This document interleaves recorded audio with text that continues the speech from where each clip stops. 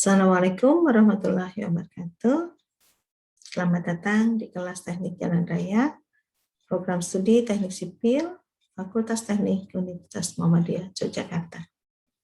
Pada kesempatan kali ini, kita akan melanjutkan materi tentang perencanaan trase jalan dengan analisis multi kriteria. Sebelumnya, mari kita mulai bersama-sama kuliah hari ini dengan membaca basmalah. Bismillahirrahmanirrahim.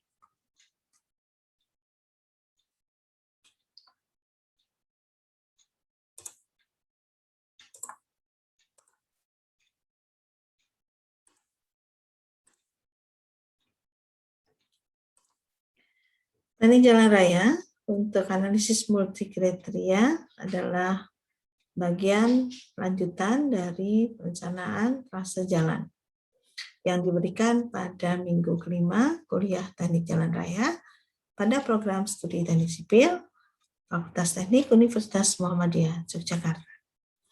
Pada proses penentuan trase jalan, beberapa garis besar yang harus diikuti. Pertama adalah penetapan koridor perencanaan, penetapan koridor rute, penyajian alternatif trase, pemilihan alternatif trase paling layak, yang terdiri dari 2 sampai dengan 4 pilihan trase yang dianggap paling layak, yang akan nanti dipilih pada penetapan trase jalan pada tahap berikutnya.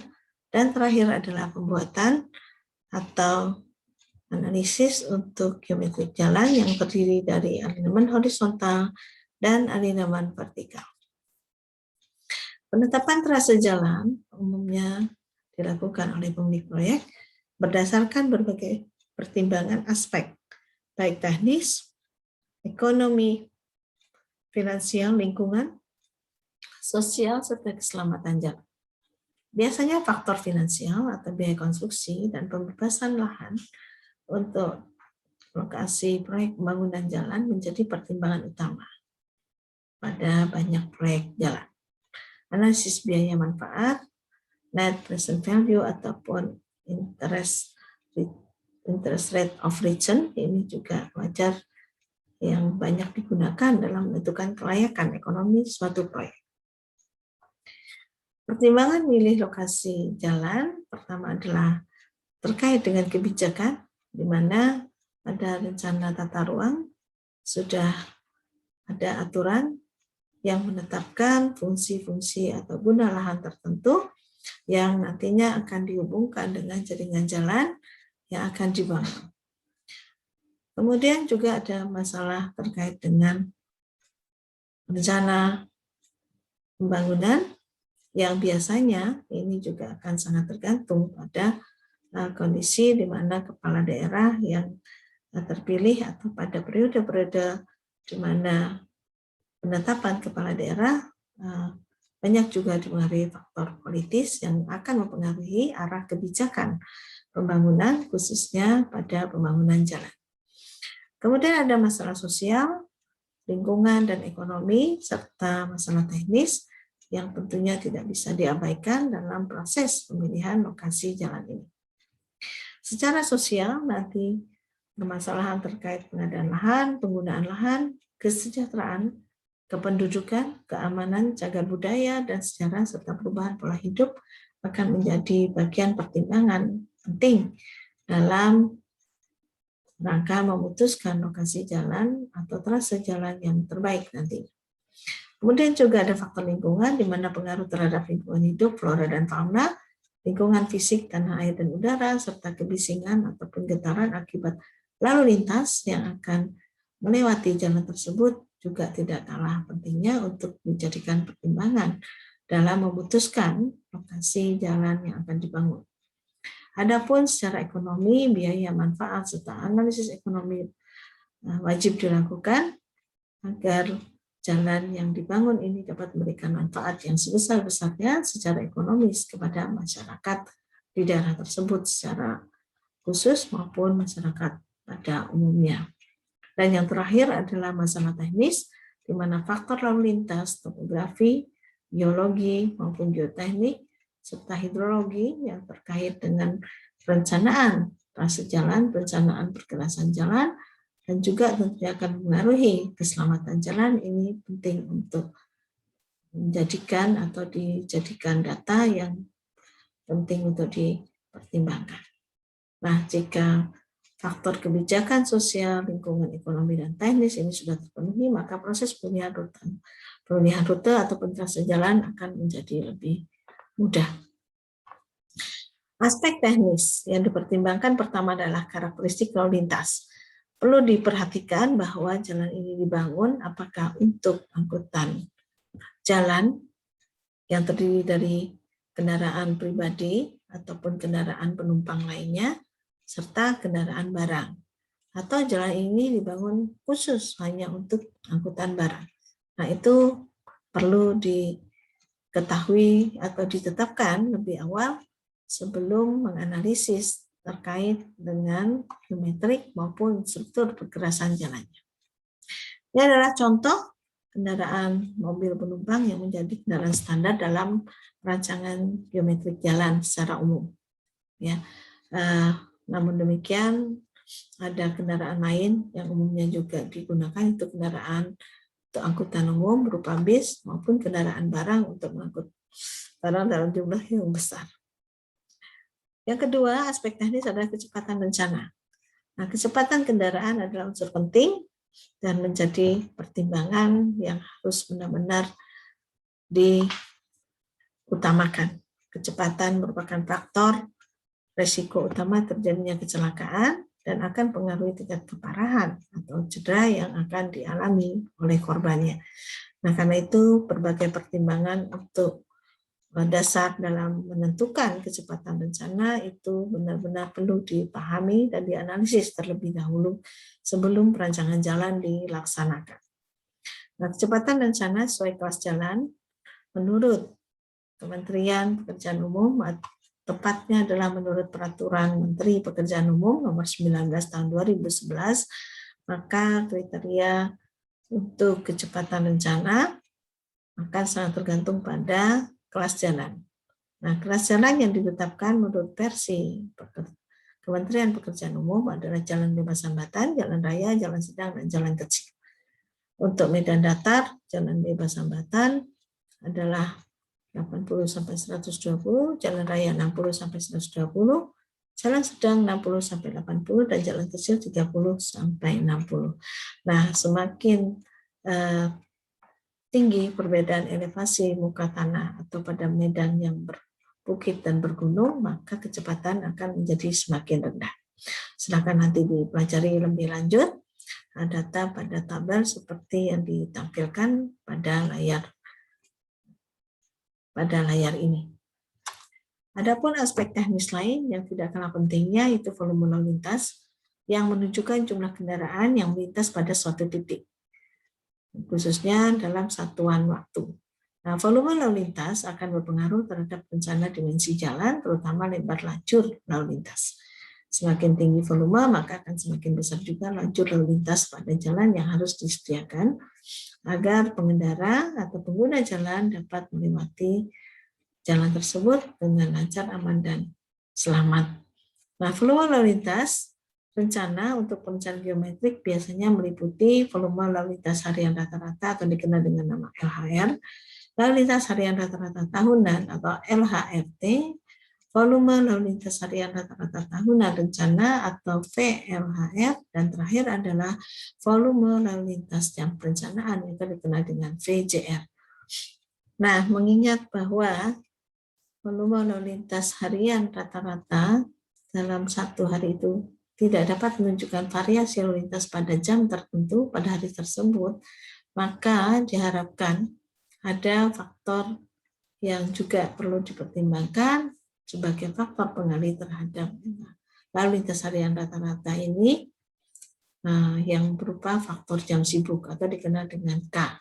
Ya, nah sehingga volume lalu lintas pada jam perencanaan ini adalah volume lalu lintas harian rata-rata yang dikalikan dengan faktor jam sibuk dan dikalikan juga faktor dari variasi tingkat lalu lintas per 1/4 jam dalam 1 jam. atau dikenal nanti ada kuartil, ya, dari 25%, 50%, 75%, dan 1. Nah, inilah yang nanti akan menjadi penentu dalam menetapkan volume lalu lintas pada jalan yang akan dibangun. Kapasitas jalan dan tingkat pelayanan jalan ini juga penting menjadi aspek teknis yang dipertimbangkan dalam perencanaan atau penentuan trase jalan. Kapasitas jalan itu adalah arus lalu lintas maksimum yang dapat dipertahankan atau tetap pada suatu bagian jalan dalam kondisi tertentu. Kapasitas jalan biasanya dinyatakan dalam kendaraan per jam atau SMP per jam. Itu menurut Bina Marga tahun 97.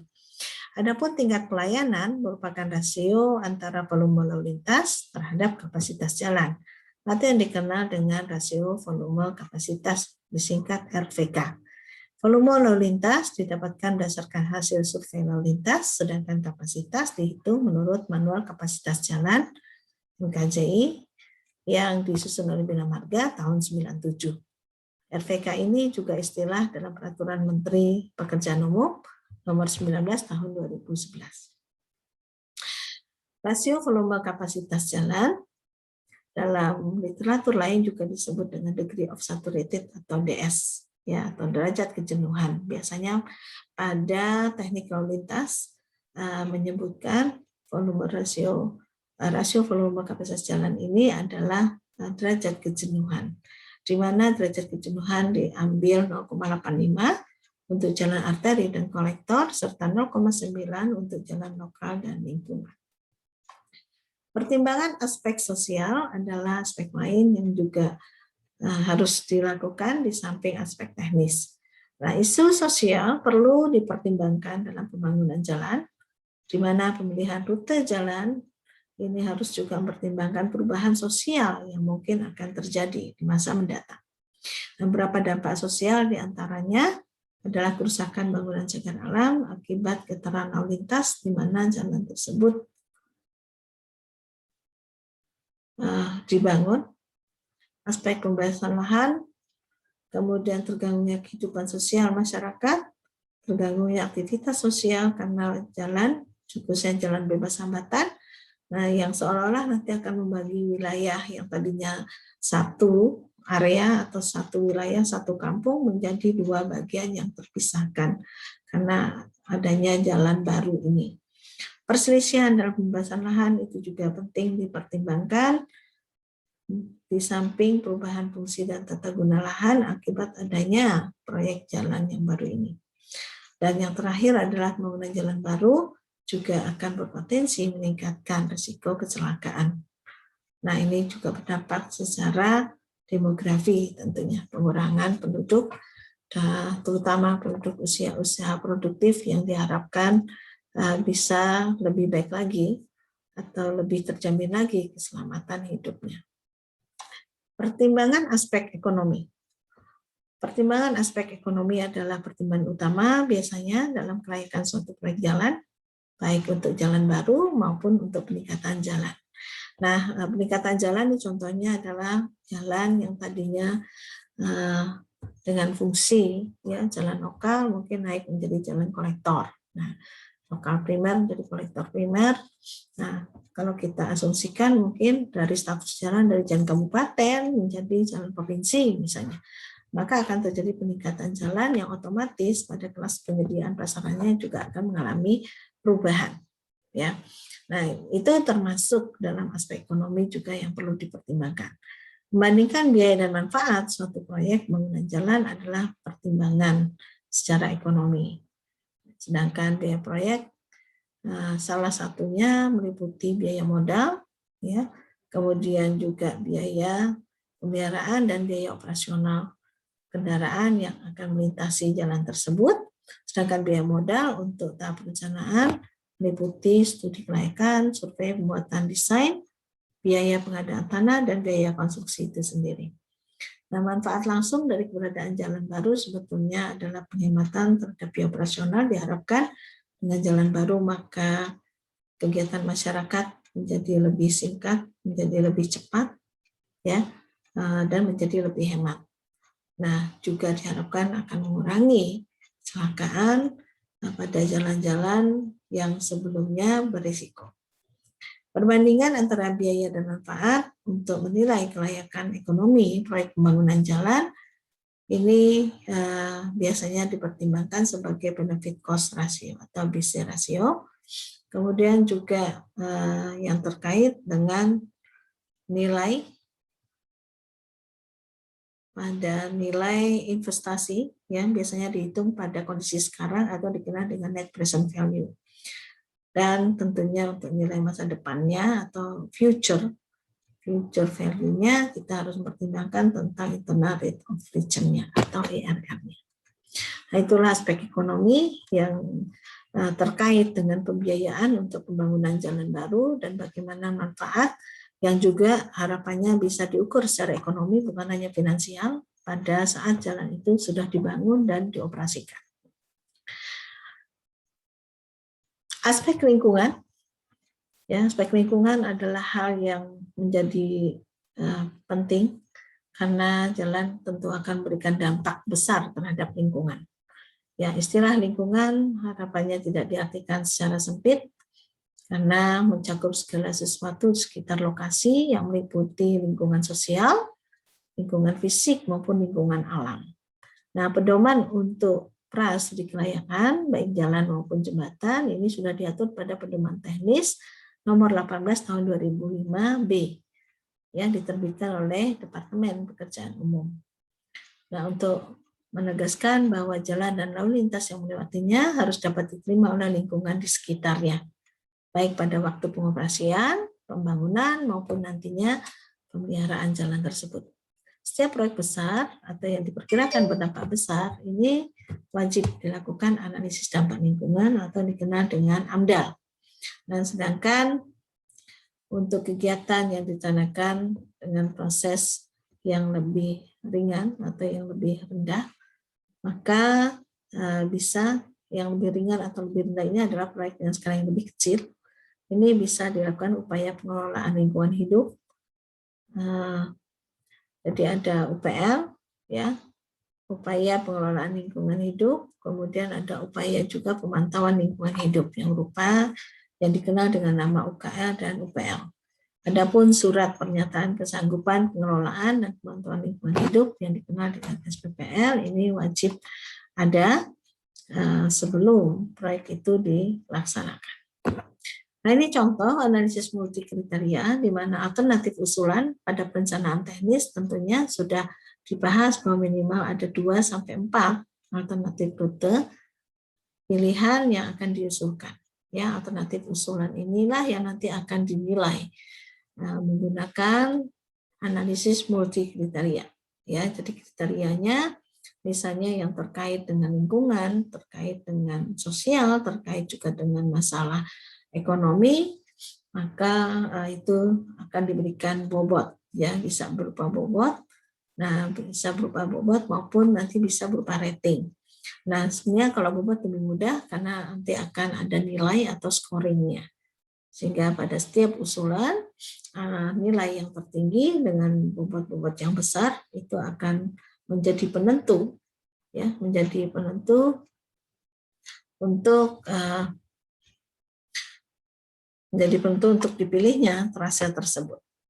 Nah, berikut adalah tahapan keputusannya, menentukan alternatif yang layak, menentukan kriteria yang akan digunakan sebagai bahan pertimbangan. Nah, kriteria tadi kita bicara masalah teknis itu apa, kriterianya masalah lingkungan itu apa, masalah sosial maupun masalah ekonomi.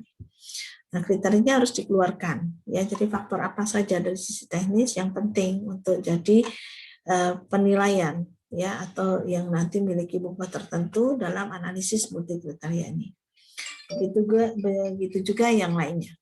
Nah, kemudian pembobotan terhadap kriteria ini dilakukan secara sederhana menggunakan matriks perbandingan, ya, atau dikenal dengan pairwise comparison matrix. Pemberian scoring kinerja pada setiap alternatif dengan memberikan penilaian terhadap kriteria, mengalihkan skor kriteria dengan bobot kriteria sehingga dapatkan nilai setiap kriterianya dan menjumlahkan nilai yang didapat untuk setiap alternatif dan membandingkan. Ya, setiap alternatif nanti akan dibandingkan, nilai yang terbesar itulah alternatif yang terbaik. Nah, jadi sebagai contoh pada analisis multikriteria ini, pada aspek ekonomi, ya, maka yang kriterianya pertama adalah net present value, internal rate of return, kemudian benefit cost ratio-nya. Ya, nah, misalnya dianggap secara ekonomi, secara keseluruhan untuk analisis multikriteria ini adalah 10%. Ya. Nah, alternatif rute 1 misalnya dianggap 8, maka alternatif rute 2 menjadi 7. Ya, semuanya layak. Kemudian dari biaya pembangunan, ya, bobotnya 30%, artinya dibandingkan antara rute 1 dan rute 2 dari panjang jalan, kemudian akan dihitung, akan didapatkan RAB-nya, mana yang lebih murah, maka akan muncul ya bobotnya diberikan 30%, artinya skornya semakin murah, ya. Nah, ini lebih mahal, maka skornya menjadi rendah, semakin murah, maka skornya menjadi tinggi. Nah, jadi dikalikan, ya. Nah, kemudian aspek lingkungan, dampak lingkungannya, kebisingan polusi udara, semakin bising, semakin berdampak, maka nilai skornya akan semakin rendah. Ya. Nah, potensi banjir tahunan, misalnya 8, maka kebisingan 7, nah 7 dikalikan 15 dapat 1,05, kemudian untuk biaya tadi ya lebih murah, maka menjadi 9 kali 30% jadi 2,7. Kemudian untuk nilai ekonominya itu 8 dikalikan 10% menjadi 0,8. Nah, jadi kita sudah punya nilai untuk rute 1, rute 2 dari aspek ekonomi dan aspek lingkungan. Nah, kita lanjutkan lingkungan, ini tadi dari alam sekitar, kemudian ada lingkungan karena dampak sosial, ya, problem pembebasan lahan dan masalah lainnya diberikan bobot 25%, biasanya semakin sulit maka bobotnya, maka skornya akan menjadi semakin rendah. Semakin mudah maka akan semakin tinggi. Nah, kalau kita bandingkan misalnya rute 2, dampak sosialnya jauh lebih rendah atau minimal, maka nilai skornya menjadi tinggi. Ya, dikalikan dengan bobotnya 25%, maka 9 kali 25% ada 2,25. Sementara yang rute 1 ada masalah problem pada pembebasan lahan, maka nilainya rendah menjadi 2. Ya, jadi 2 kali 25% jadi 0,5. Nah, terakhir terkait lalu lintas, ya. Lintas tentunya jarak, ya, jarak tempuhnya yang lebih dekat, maka bobotnya menjadi lebih besar dibandingkan yang lebih jauh.